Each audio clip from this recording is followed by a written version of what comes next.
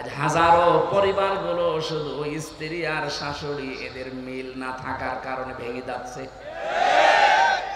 মাঝখান থেকে ছেলেরা রোগী হয়ে যাচ্ছি আমরা। কি কথা বলেন না কেন? এই পুত্রবধূর মন যদি আমার মনে হয় ব্রড মাইন্ডের হতো, ন্যারো মাইন্ডের না হয়ে কোন সন্তান বাংলাদেশে আলাদা হতো না। বৃদ্ধাশ্রম বানানো হচ্ছে এখন জেলায় জেলায়। কালকেই যেখানে ছিলাম ঝিনাইদহ শৈলকুপা একটা বৃদ্ধাশ্রম উদ্বোধন করে আসলাম। সেদিন গিয়েছিলাম নীলফামারী কিশোরগঞ্জ থানা, বলে চলেন বৃদ্ধাশ্রম দেখে আসি। যে দেখি এই কোলে 20 জন, এই কোলে 20 জন মা আর বাবা বসে আছে। এদের চোখের দিকে তাকিয়ে আমি বুঝেছি প্রতিটি সন্তানটা, প্রতিটি মা বাবা ছেলে মেয়ের জন্য বরদোয়া দিচ্ছে। এই জন্য তো শুধু আমি সন্তান আমি দায়ী না, ওবায়দুল্লাহ এরশাদ দায়ী না। আমার এই মাকে বাবাকে বৃদ্ধাশ্রমে রাখা, আলাদা করে দেওয়া, এর পেছনে দায়ী 100 ভাগের 80 ভাগ আমার বউ। কথা বলে না কেন? ওর যেন সহ্যই হতে চায় না, অথচ ওর নিজের মা বাবা যদি সারা জীবন থাকে একটা কথাও বলে না। কেন স্বামীর মা বাবাকে নিজের মা বাবার মতো মনে করা যায় না? মেয়েরা এসেছে। সম্মানিত মা বোনের একটা গোপন আমল বলছি, জীবনে যদি স্বামীর মন পেতে চান, সত্যিকারের ভালোবাসা পেতে চান, স্বামীর মা বাবাকে নিজের মা বাবা মনে করেন। এখন নিজের জীবনেও স্বামীর মন পাবেন না, উপরে উপরে হয়তো আপনাকে ভালোবাসা দেখাবে, আর ভেতরে ভেতরে দোয়া করবে আল্লাহ এর তুলে নাও। কারণ এর কারণে আমার 25-30 বছর আমার পেছনে যারা শ্রম দিল, ওই মা বাবা পর্যন্ত এখন আমার কাছে নেই।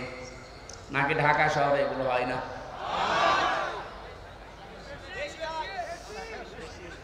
ঢাকাবাসী কোন মহিলা, কোন স্ত্রী যদি চায় যে আমার স্বামী আরো বেশি দিন বেঁচে থাক, আমার স্বামীর সম্মান, আমার স্বামীর সন্তান, আমার স্বামীর এই প্রভাব প্রতিপত্তি, টাকা পয়সা এগুলো আরো বেড়ে যাক, নবীজি বলেন ওই মহিলার উচিত তার স্বামীকে সব সময় তাকিদ দেওয়া, স্বামী তুমি যাই করো না কেন রক্তের সম্পর্কগুলো অটুট করো।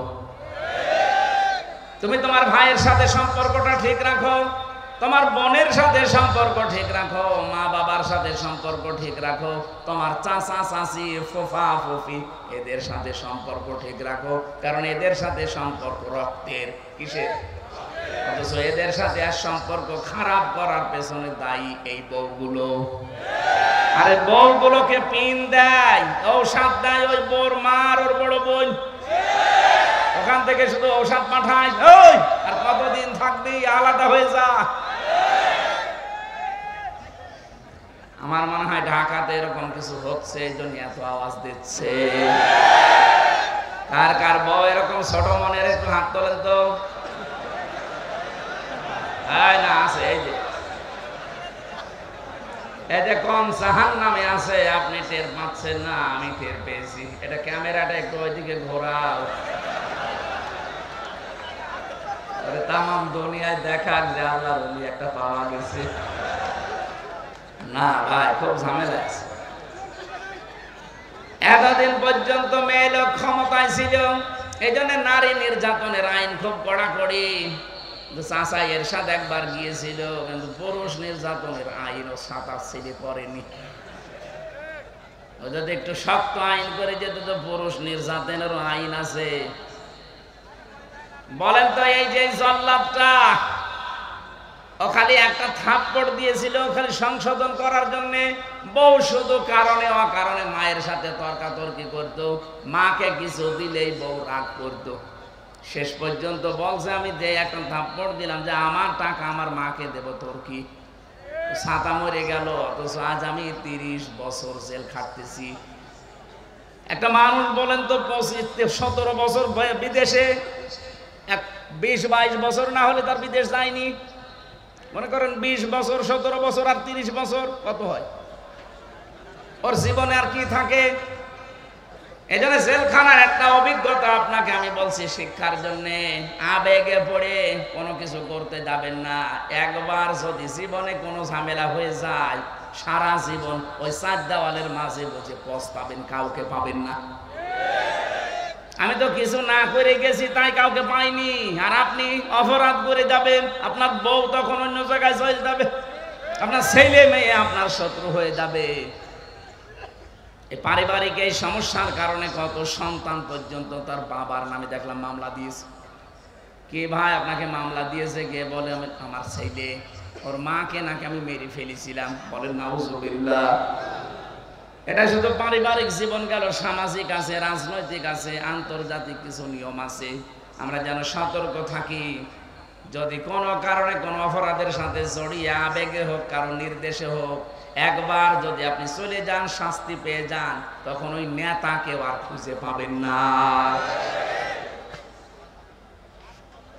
আমার ভাইরা, আমি যেটা বোঝাতে চাচ্ছিলাম, আমাদেরকে আজকে থেকে জুলুম, এখান থেকে একেবারে পুরা জীবন মুক্ত হওয়া লাগবে। নাই তো আমি কিন্তু আল্লাহ মামলার আসামি হয়ে যাচ্ছি। পুলিশের কাছে বাধা দিলে হয় পুলিশবাদী কেস, আর মানুষের উপরে জুলুম করলে হয় আল্লাহবাদী কেস। মানুষের উপরে জুলুম করলে কেস করবে কে? আপনি লক্ষ্য করেছেন শব্দটা? আল্লাহ বলেন আমি নিজে মামলা দেব। মামলার বাদী যত বড় হয় মামলা তত কঠিন হয়। আমাদের নামে মামলা দিয়েছিল রাষ্ট্র। যদি এরশাদ ভাই দিত এসরের মধ্যে, আমি 3 দিনও আটকে রাখতে পারতো না। যত টাকা লাগে টাকা পয়সা দিয়ে বেরিয়ে চলে আসতাম, কারণ আমি আকিস গ্রুপে চাকরি করতাম। কয় টাকা লাগবে আপনি বলেন? এমন মানুষ মামলা দিয়েছে, টাকা না লাল দাগ দিয়েছে, যতবার তুলবেন মামলায় জামিন হবে না। এই জন্য মামলার বাদী যত বড়, কেস তত কঠিন হয়। এখানে আল্লাহ পাক নিজে মামলার বাদী জালেমদের বিরুদ্ধে। সুতরাং এই 15.5 বছরে 1628টা চেয়ারে যারা ছিল এই দেশে, প্রত্যেকেই আল্লাহর মামলার আসামি। কেউ ডাইরেক্ট, কেউ ইনডাইরেক্ট, এরা আল্লাহর মামলার আসামি। এদের কোনো মাপ নেই। আল্লাহু লা ইয়াহদিল কওমাজ জালিমিন, ইয়াহদি মুজারে, বর্তমান, ভবিষ্যৎ, প্রেজেন্ট, ফিউচার। আল্লাহ বলেন জালেমদের আমি হেদায়েত দিচ্ছি না, দেব না।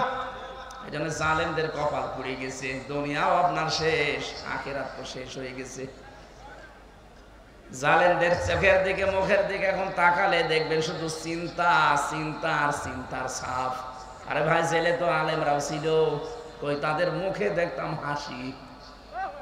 আর এখন আজকে কর্নেল ফারুক খানের দিকে তাকান, চেহারা দেখেই মনে হচ্ছে ওর সব শেষ হয়ে গেছে। কি হতাশার ছাপ চেহারার ভেতরে। কোরআনে কারিম আল্লাহ 1500 বছর আগে ওদের এই মুখের ছাপের কথা জানিয়েছে।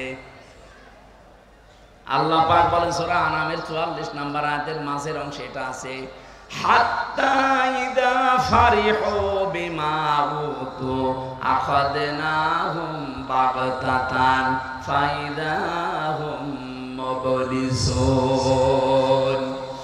ওরা যখন আল্লাহর দানকৃত নিয়ামত পেয়ে আনন্দে আত্মহারা হয়েছিল, হঠাৎ করে আমি আল্লাহ তাদেরকে ধরলাম।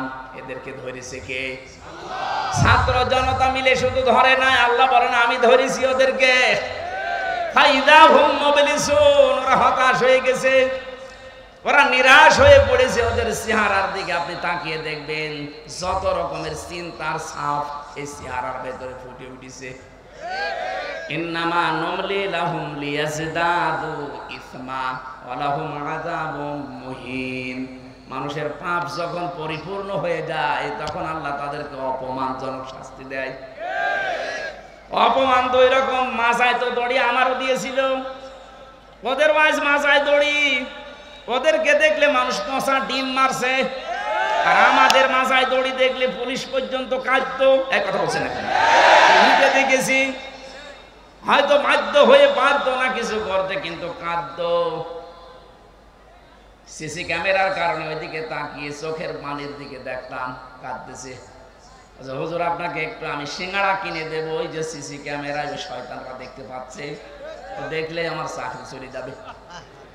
কিন্তু আমার সহ্য হচ্ছে না, আমার মনে হয় চাকরি ছেড়ে চলে যায়, কিন্তু উপায় নেই বলে আমি করছি। কিন্তু আপনি আমারে মাফ করে দিয়ে না, আপনার আর কি। আমার মাথায় দড়ি দিয়ে নিয়ে আমি হাসতাম। জালেমদের কাজ কারবার দেখে কি করছে এরা, শুধু দড়ি দেয়নি, হাতে হ্যান্ডকাপ পেছনে বেঁধে দিত। মাজায় দিত দড়ি, হাত পায়ে দিত ডান্ডা বেড়ি, মাথার উপরে দিয়েছে সেই লোহার টুপি, বুকে দিয়েছে সেই বুলেট প্রুফ জ্যাকেট। মনে হচ্ছে যে কি নিয়ে যাচ্ছে, অথচ কিছুই না। একটা ভীতিপূর্ণ অবস্থান তৈরি করে আলেমদের সাথে অস্ত করতো, যেন পরবর্তী প্রজন্ম ভয়ে কেউ আলেম হতে না চায়।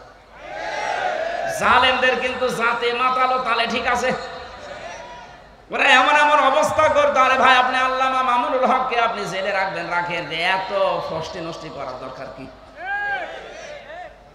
কি অবস্থায় তারা নিয়ে যেত দেখেছেন? হুইল চেয়ারে করে, লোকটার মাথায় ব্যথা, হাঁটতে পারে না, পায় হাতের মধ্যে সেই কি হাতের ভেতরে ভর দিয়ে তার যাওয়া লাগতো। রিমান্ডে তো আমি ছিলাম, আমি বুঝেছি আপনারা কি করেন। বিভিন্ন অস্ত্র নিয়ে এসে বলতো যে এইগুলো দিয়ে আমরা নখ তুলি।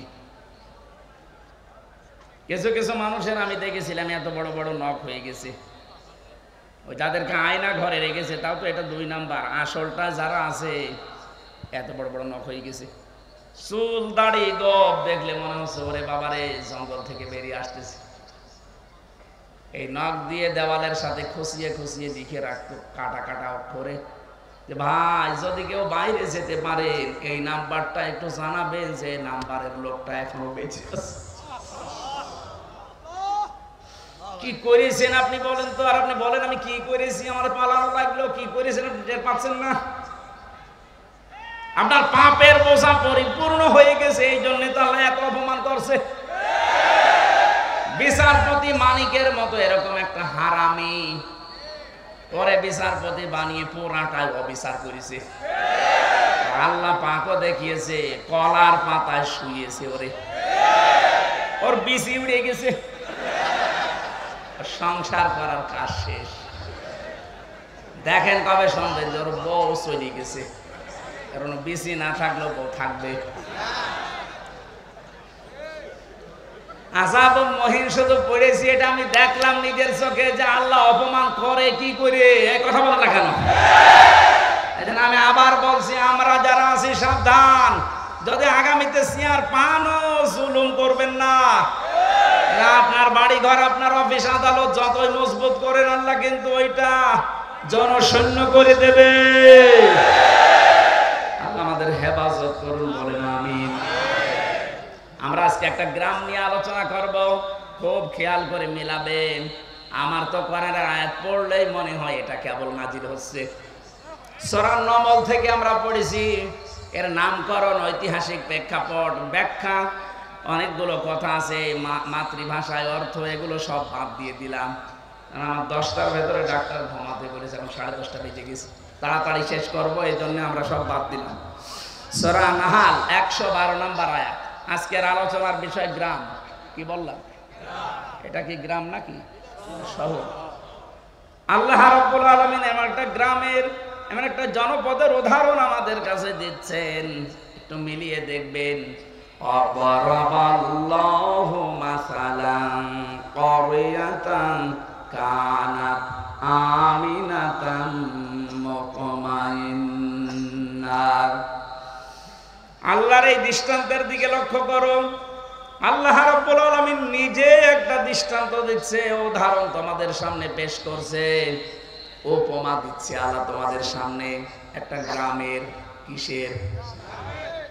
যে গ্রাম ছিল শান্ত, নিরাপত্তা দিয়ে বেষ্টিত এবং নিশ্চিন্তে বাস করা যেত। 2টা শব্দ পেলাম আমরা, কানাতা আমিনাতাম মুতমাইন্নাতান।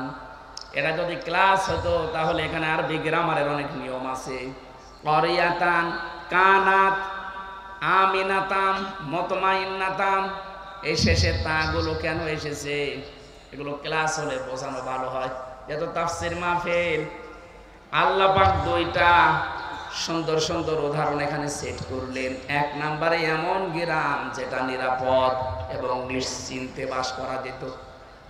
তাফসীরে মুফাসসিরিন ইকরাম আমি যত তাফসীর দেখেছি সবাই এক বাক্যে জানিয়েছে, এইটা বলতে আল্লাহ বুঝিয়েছেন মক্কা শরীফকে। কাকে? মক্কা শরীফকে আল্লাহ পাক একেবারে নিরাপত্তার শহর জানিয়েছেন।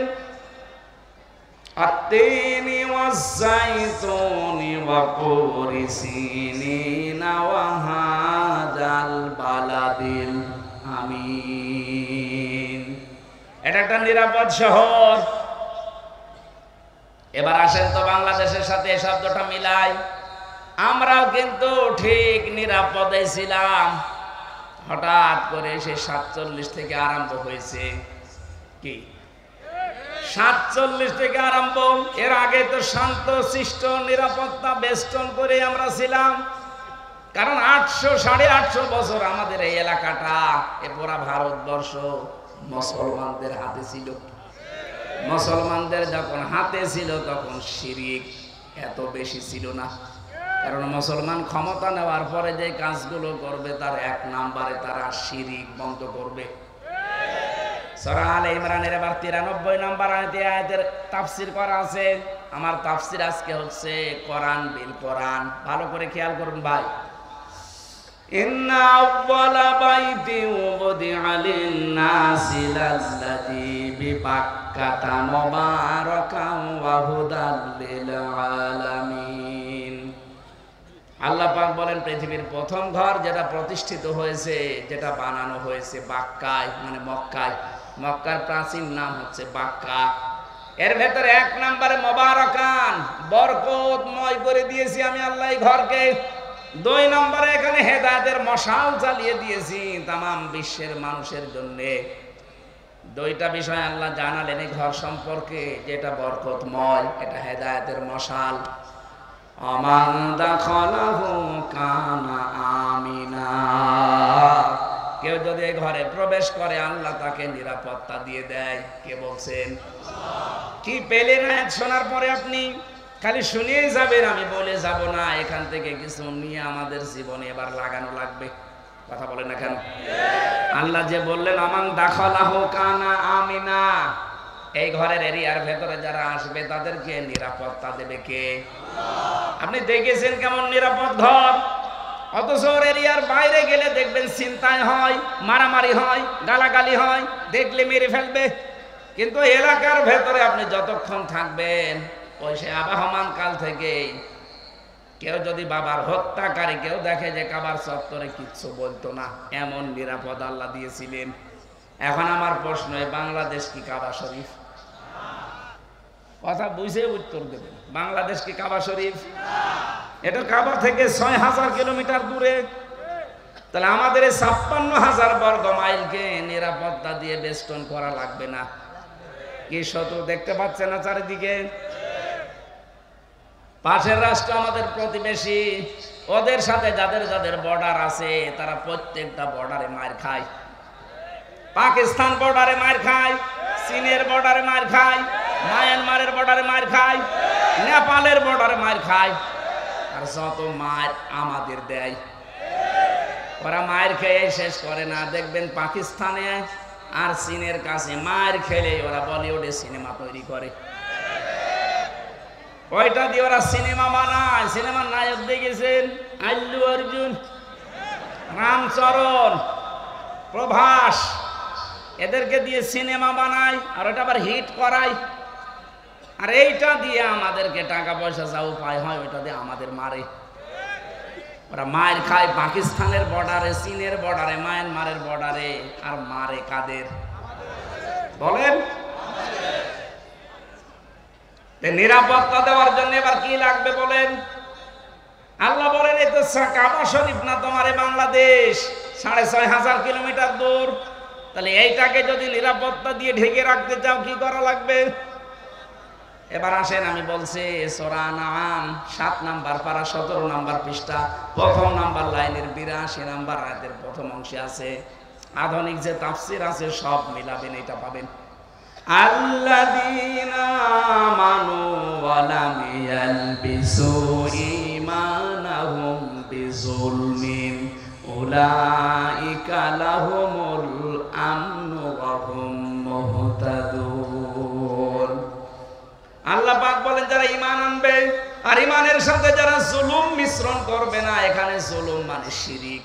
জুলুম মানে কি? শিরিক। যারা তাদের ঈমানের সাথে শিরিক মিশ্রণ করবে না আমি আল্লাহ গ্যারান্টি দিলাম উলাইকা, যেন এইভাবে হাত দিয়ে দেখাচ্ছে বাংলাদেশের দিকে যে উলাইকা, এই মানুষগুলো লাহুমুল আমনু, এরা আল্লাহর কাছ থেকে নিরাপত্তা পাওয়ার হকদার। তাহলে বাংলাদেশ যদি নিরাপত্তার চাদরে কাবা শরীফের মতো ঢেকে রাখতে চান, এ দেশ থেকে জুলুম শিরিক বন্ধ হওয়া লাগবে। এদেশে শিরিক নেই বলেন? প্রকাশ্য শিরিক চলছে একটা, যে ক্ষমতার উৎস জনগণ, এটা শিরিক। এটা কারা আছেন এই বিশ্বাসে আমি জানি না। হ্যাঁ আছেন আপনারা, আমি জানি অনেকেই আছেন এই বিশ্বাস। এখনই পাল্টানো লাগবে, এটা শিরিক। কারণ আল্লাহ যেটা পারে ওইটা অন্য কেউ পারে, এই বিশ্বাস করার নাম শিরিক। আর শিরিক যারা করে তারা মুশরিক। কথা বলে না কেন? আইন দিতে পারে কে? অন্য কেউ পারে। ক্ষমতা দেখাতে পারে কে? অন্য কেউ পারে। সুতরাং আল্লাহ যেটা পারে ওইটা অন্য কেউ পারে, বিশ্বাস যারা করেন। ক্ষমতার উৎস আল্লাহ বারবার বলছে আন্নাল কুওয়াতা লিল্লাহি জামিআ, কুলিল্লাহুম্মা মালিকাল মুলকি তুতিল মুলকা লিল্লাহি মুলকুস সামাওয়াতি ওয়া মা ফিল আরদ। এরকম 950 উপরে আয়াত আছে। ডাইরেক্ট ইনডাইরেক্ট ক্ষমতার উৎস কে? আল্লাহ। সেইটাকে আজ উল্টিয়ে ফেলেছেন আপনি। আপনি বলছেন না ক্ষমতার উৎস জনগণ। এই বিশ্বাস করেন কারা? আমি জানি না। যারা করেন এখনই মত পাল্টান। আপনার বিশ্বাস যদি এখনই না পাল্টি ওইভাবে মারা যান, আপনি শিরিক করছেন। আর শিরিক করলে আপনি মুশরিক। শিরিক যতদিন এই দেশে চালু থাকবে, আপনি বহির্বিশ্ব থেকে যত রকমের ষড়যন্ত্র আন্তর্জাতিক চলছে, জীবনও আপনি মুক্ত হতে পারবেন না। আমরা একটা গেড়াকলের ভেতরে পড়ে আছি, একদিকে আমেরিকা আর একদিকে রাশিয়া। কোন দিকে যাবেন? যেদিকে যাবেন ওই দিকে মার খাবেন। রাশিয়ার দিকে ঝুঁকে আসলে আমেরিকা মারবে, আমেরিকার দিকে গেলে রাশিয়া মারবে। আল্লাহ এমন একটা জায়গায় আমাদেরকে রেখেছে যে আমরা দাবার গুটি হয়ে গেছি। এখান থেকে একটা উত্তরণের পথ আছে। এদেশের 18 কোটি মানুষ ঐক্যবদ্ধ হওয়া লাগবে যে আমরা শিরিক করব না। আর শিরিক কাকে বলে? তাফসীরের ভাষা থেকে বলছি শিরিক বিল জাত, শিরিক বিল সিফাত, শিরিক বিল ইখতিয়ার, আর শিরিক বিল হুকুক। এটা এক একটা আবার 4 প্রকার, 4 4 16 প্রকার। ওই 16 প্রকার শ্রেণী বিন্যাস করলে হয় 24 প্রকার। 24 প্রকার শ্রেণী বিন্যাস করলে হয় 72 প্রকার। 72 প্রকার ভাগ ভাগ করলে তাফসীরে আছে 120 প্রকার। শিন র কাফ এই শব্দের ভেতরে এতগুলো কথা লুকিয়ে আছে। এক একটা পয়েন্ট আকারে বললে 120 দিন লাগবে।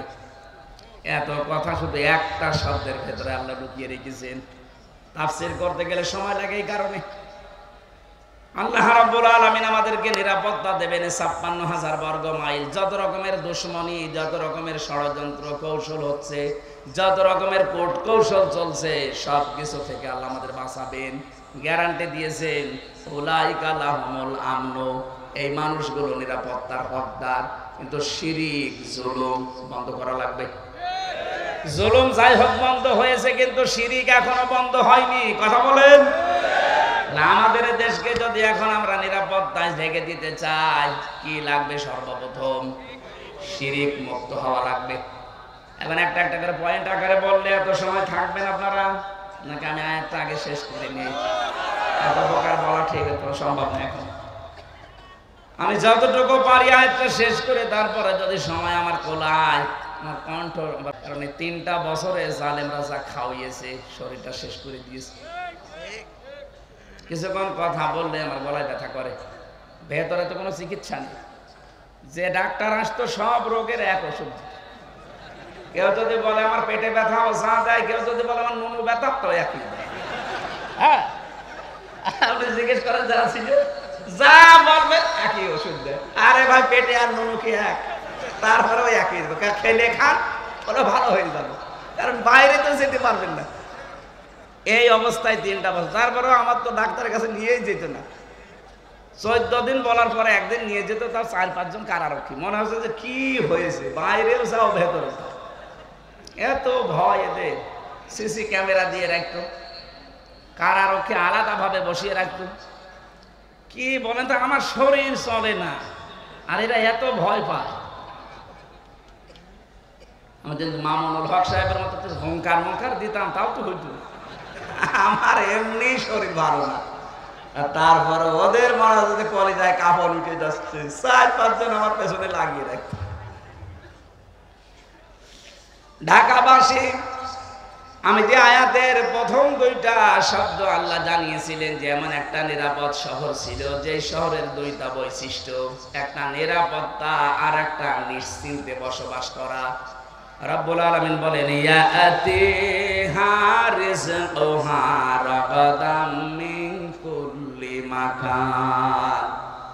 বিশ্বের বিভিন্ন দিক থেকে তাদের দেশে জীবন উপকরণের জন্য যা লাগতো সব আসতো। আরে ভাই, 47-এর আগের ইতিহাসগুলো আপনি পড়ে দেখেন, আমি তো দেখি নাই, শুধু পড়েছি। কি শান্তিতে ছিল তারা, কি অবস্থায় ছিল তারা। 850 বছরে এলাকাগুলো মুসলমান শাসন করেছে, একটা মানুষের ওপরে জুলুম অত্যাচার হয়েছে প্রমাণ নেই।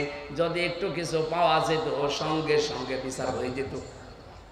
বাদশাহ নুরউদ্দিন, বাদশাহ জাহাঙ্গীর, এর কাছে একটা বুড়ি মহিলা তার যুবতী পুত্রবধূকে নিয়ে এসে বলছে, বাদশাহ জাহাঙ্গীর, তোমার এলাকায় আমি বসবাস করি, আমার ছেলেটা প্রশাসনে চাকরি করে।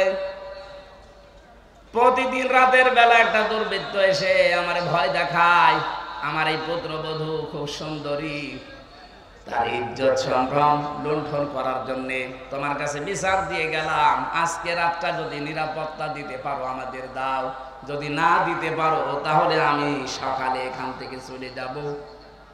যাওয়ার আগে একটা কথা বলে গেলাম, তুমি যে আল্লাহকে বিশ্বাস করো, কিয়ামতের দিন ওই আল্লাহর সামনে তোমার বিরুদ্ধে আমি নিজে মামলা দেব। বাদশাহ জাহাঙ্গীর কোনো কথা বলে না, চলে গেল। বুড়ি মহিলা রাগ করে যাওয়ার সময় বলছে, বাদশাহ আমি কিন্তু তোমাকে হতে দেখেছি, জন্ম নিতে দেখেছি, আমার সামনেই তুমি জন্ম নিয়েছো, একটা কথারও জবাব দিলে না। ঠিক আছে, আমি গেলাম। কিয়ামত তো বিশ্বাস করো, কিয়ামতে হবে তোমার সাথে দেখা। রাতের বেলা হযরতে বাদশাহ জাহাঙ্গীর রহমতুল্লাহ আলাইহি উনি চলে গেলেন রাতে ঘোড়া নিয়ে। যে দেখলেন প্রাচীরের কাছে একটা ঘোড়া বেঁধে রাখা আছে, আর ভেতরে আওয়াজ হচ্ছে, বাঁচাও বাঁচাও। উনি নিজের ঘোড়াটা পাশে রাখলেন, পাঁচির টপকিয়ে ভেতরে ঢুকলেন। বুড়ি মহিলাকে ডাক দিয়ে বলে যে টিম টিম করে আলো জ্বলছে, আলোটা লিভিয়ে দাও। ভেতরে যাওয়ার পরে ওনার পুত্রবধূর শরীরের উপরে যে অত্যাচার চালাচ্ছিল ওই ছেলেটা, ওই দুর্বৃত্ত, নিজে মাথাটার চুল ধরলেন, তরবারি বের করে এক কপি আলাদা করে দিলেন। বুড়িকে এসে বলে, ঠিক আছে এবার আলো জ্বালাও।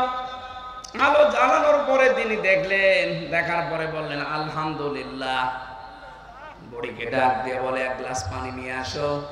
পানিগুলো তিনি 3 ঢোকে পান করলেন। ডাক দিয়ে বলেন, বুড়ি সকালে আমার সাথে যাবে, দেখা হবে তোমার। সকালে পুত্রবধূ নিয়ে গেছে রাজদরবারে। ডাক দিয়ে বলে, বুড়ি এসেছো, তুমি কি জানো কেন আমি তোমাকে বাতি নিভিয়ে দেওয়ার জন্য বলেছিলাম? বলে, না জানি না।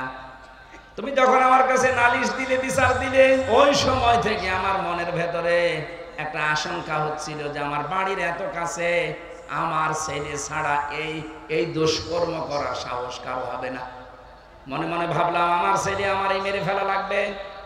রাতের বেলা গিয়ে দেখি যখন এই চিৎকারের আওয়াজ, মেয়েটার কণ্ঠের আওয়াজ পেয়ে আমি নিজে বাবা হয়ে আমার সন্তানের গলায় ছুরি লাগাবো কি করে, এই জন্য আলো লিবাতে বলেছিলাম যেন মায়া আমার সামনে এসে না দাঁড়ায়।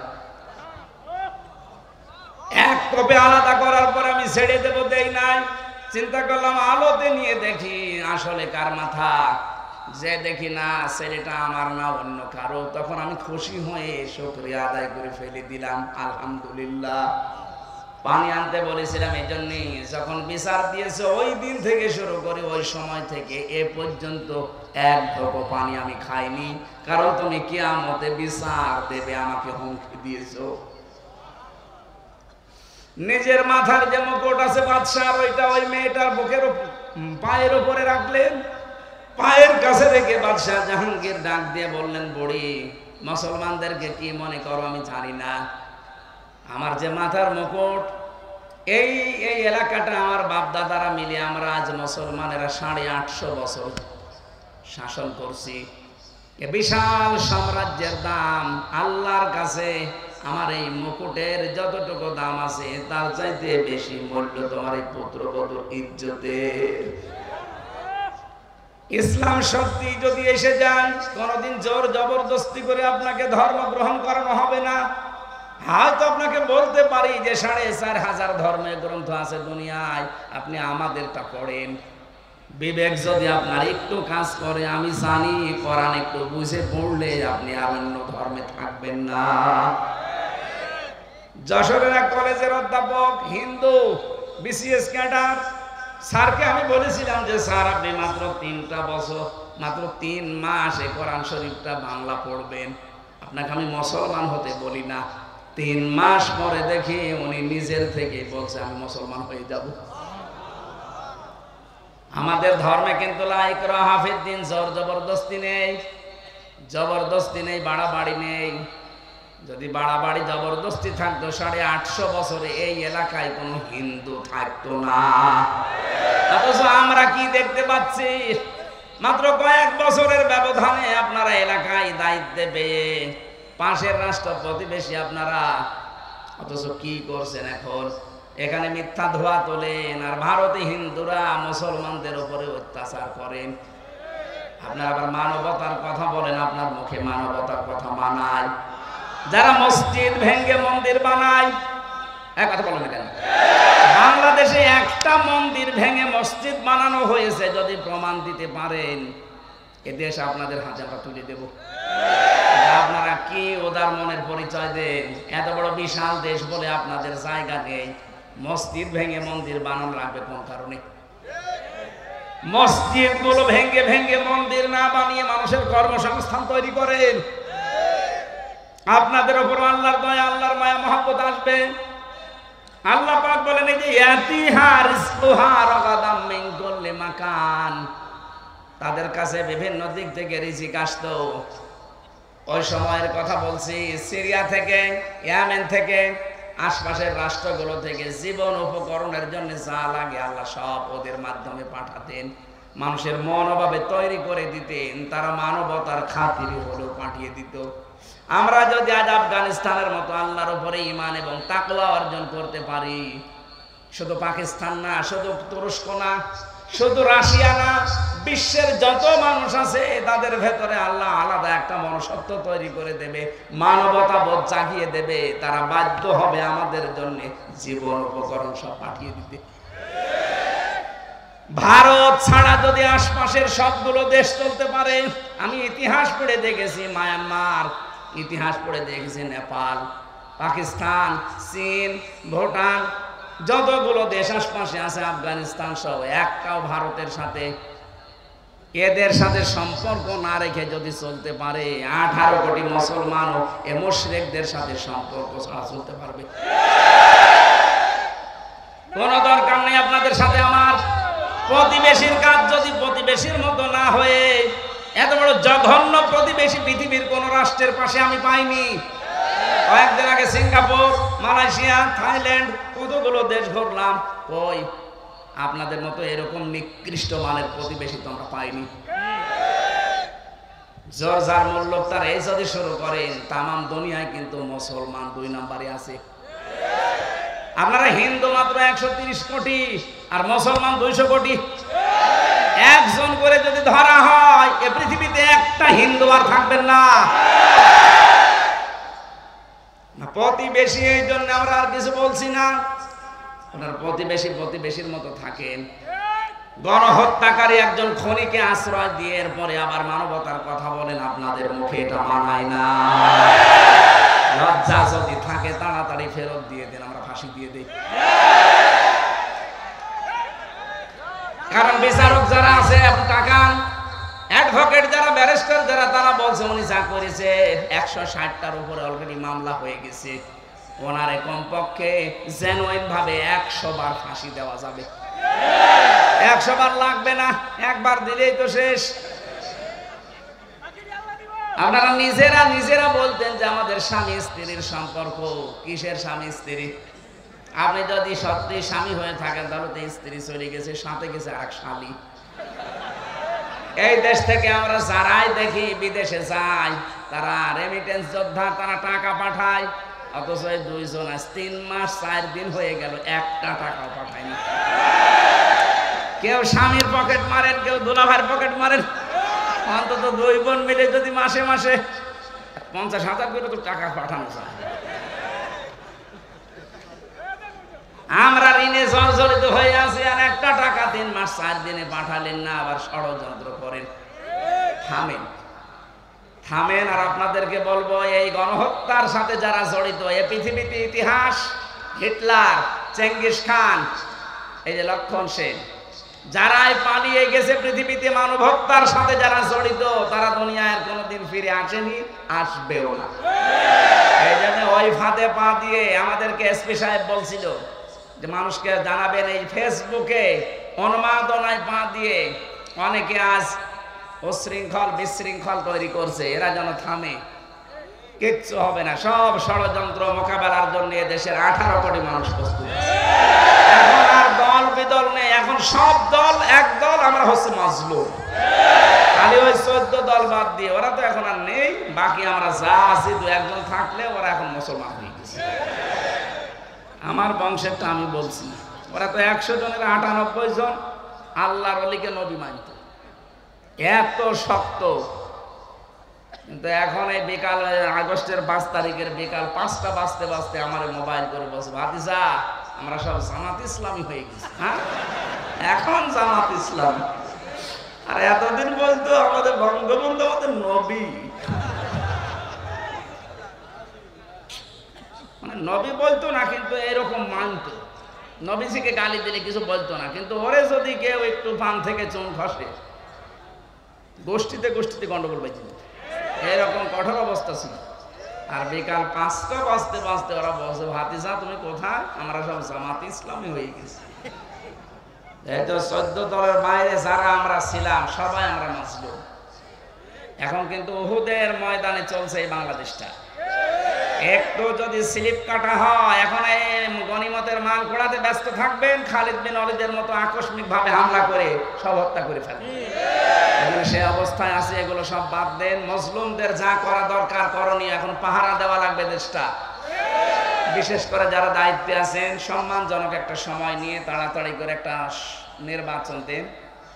নির্বাচনের মাধ্যমে নির্বাচিত সরকারের আগে দেশটা তুলে দেন, তাহলে ষড়যন্ত্রগুলো বন্ধ হয়ে যাবে। আল্লাহ পাক বলেন, ফাকাফারাত বিআনউমিল্লাহি ফাযাকাল্লাহু লিবাসাল জু'i ওয়াল খাউফি বিমা কানু ইয়াসনাউন। এই মানুষগুলো আমার আল্লাহর নিয়ামতের কুফরি করেছিল। এখানে নিয়ামতের 2টা অর্থ বেশি। 1 নম্বরে আল্লাহর নবী। আল্লাহর নবীকে আল্লাহ কি করে দুনিয়ায় পাঠিয়েছিলেন? নিয়ামত। কি করে বলেন তো? লাকাদ মান্নাল্লাহু আলাল মুমিনিনা ইয বা'আসা ফীহিম রাসূলাম মিন আনফুসিহিম। অবশ্যই তোমাদের উপরে যারা মুমিন তাদের উপরে আল্লাহর দয়া এই যে তোমাদের ভেতর থেকে আল্লাহ একজন রাসূল পাঠিয়েছে। অথচ সেই রাসূলকে তারা মিথ্যাবাদী প্রমাণ করেছিল, মিথ্যাবাদী তারা অপবাদ দিয়েছিল। আল্লাহ এর পরের আয়াতে জবাব দিয়েছেন, ওয়ালাকাদ জাআহুম রাসূলুম মিনহুম ফাকাযযাবুহু ফাআখাযাহুমুল আযাবু ওয়া হুম যালিমুন। অবশ্যই তাদের কাছে রাসূল এসেছিল তাদের মধ্যে একজন, কিন্তু তারা তাকে মিথ্যা প্রতিপন্ন করেছিল। এই কারণে আমি আল্লাহ তাদেরকে ধরেছিলাম, কারণ তারা জালেম ছিল। তাহলে জুলুম করার এখানে একটা পদ্ধতি পেলাম, যারা দুনিয়াতে আল্লাহর পাঠানো রাসূলদের সাথে মিথ্যা প্রতিপন্ন করে তাদেরকে কষ্ট দেয়, আল্লাহ পাক তাদের উপরে 2টা শাস্তি পাঠায়। 1 নম্বরে ক্ষুধা, 2 নম্বরে ভয়। আমার প্রশ্ন, এখন রাসূল দুনিয়ায় আছে? কথা বলেন। তাহলে ওয়ালাকাদ জাআহুম রাসূলুন শব্দটা ভুল। বলেন, রাসূল নাই, কিন্তু রাসূলের নায়েব আছে। নায়েবে রাসূল আছে, উত্তরাধিকারী আছে। এই যে ইরশাদ, এটা নাইবে রাসূল কি এরশাদ মানে এই সেম এরশাদ না, এই এরশাদ, এটা নাইবে রাসূল কারণ নামের আগে আলেম লেখা আছে। এদেশে যারা আলেম এরা আল্লাহর নবীর উত্তরাধিকারী, আল উলামা ওয়ারাসাতুল আম্বিয়া। এই আলেমদের সাথে যদি এখন কেউ বিয়াদবি করে, তাদের যদি অত্যাচার জুলুম নির্যাতনের ভেতরে ফেলে দেয়, দুইটা শাস্তি আল্লাহ জমিনে পাঠাবে। এক নম্বরে ফাযাকা আল্লাহু লিবাসাল জু, খোদার পোশাক পরিয়ে দেবে। দুই নাম্বার আল খাউফ, ভয় লাগিয়ে দেবে। আয়াতের তাফসিরে মুফাসসির লিখেছেন, বিশ্ব নবীকে আল্লাহ যখন উপরে নিয়ে যান মেরাজে, তখন দেখলেন পিপিলিকার মতো কি যেন উঠতেছে, আবার ছোট ছোট হয়ে কালো কালো কি যেন নামতেছে। ডাক দিয়ে বললেন জিবরাইল, কি ওঠে আর কি নামে? ফেরেশতা বললেন, হে রাসূল, পৃথিবীতে আপনার উম্মতের আছে গুনাহ করে, অপরাধ করে, জুলুম করে, এটা অন্ধকার হয়ে পিপিলিকার মতো এই কালো কালো উঠতেছে। আর যে নামে দেখেন কালো কালো পিপিলিকার মতো, ওগুলো এই গুনাহর শাস্তি আল্লাহ ধরুন নামাচ্ছে। তাহলে আমাদের গুনাহর কারণে দুনিয়াতে শাস্তি নামে, এটার প্রমাণ আছে সূরা রুমের 41 নম্বর আয়াতে, যহারাল ফাসাদু ফিল বাররি ওয়াল বাহার। 2 নম্বরের প্রমাণ আছে সূরা শুরার 30 নম্বর আয়াত, মা সাবাকুম মিন মুসিবাতিন ফাবিমা কাসাবাত আইদিকুম। 3 নম্বরের প্রমাণ আছে সূরা আরাফ 9 নম্বর পারা 2 নম্বর পৃষ্ঠার 1ম নম্বর লাইনে 96 নম্বর আয়াতে, ওয়ালাউ আন্না আহলাল কুরা আমানু ইলা আখির আয়াত। দলিলগুলো লম্বা করে বলতে পারছি না, অনেক রাত হয়ে গেছে, 11টা বাজতেছে। এই আয়াতের যে শিক্ষা আমি খুব তাড়াতাড়ি বলছি। 1 নম্বরে একটা শান্ত, নির্মল, নিরাপদ শহর আল্লাহ দিয়েছিলেন, কিন্তু ওখানে যে মানুষগুলো বসবাস করতো তাদের জন্য রিজিকও বিভিন্ন জায়গা থেকে আল্লাহ পাঠাতেন। তারা যখন আল্লাহর নিয়ামতের নাশুকরিয়া করা, কুফরি করা আরম্ভ করেছিল, ওই জামানার রাসূলের সাথে আল্লাহ 2টা শাস্তি পাঠিয়েছিলেন। 1 নম্বরে ক্ষুধা, 2 নম্বরে ভয়। আমরা যদি এই জামানায় যারা নবীর উত্তরাধিকারী আলেম আছে, এদের সাথে আগামীতে যদি আবার খারাপ ব্যবহার আরম্ভ করি, আল্লাহ কিন্তু ক্ষুধা এবং ভয়ের পোশাক পরিয়ে দেবে। তখন আর মুক্ত হওয়া সম্ভব না, কারণ আল্লাহ যদি একবার ধরে তাহলে আর ছাড়ে না। আল্লাহ আমাদের হেফাজত করুন, আমিন। কোন গুনাহ যেন আমরা না করি যে গুনার শাস্তি আল্লাহ আবার নতুন করে আমাদের পাঠায়। কারণ মানুষ যে ধরনের অপরাধ করবে, ওই ধরনের অপরাধের শাস্তি আল্লাহ তার উপরে দুনিয়ায় পাঠাবে। আল্লাহ আমাদের হেফাজত করুন।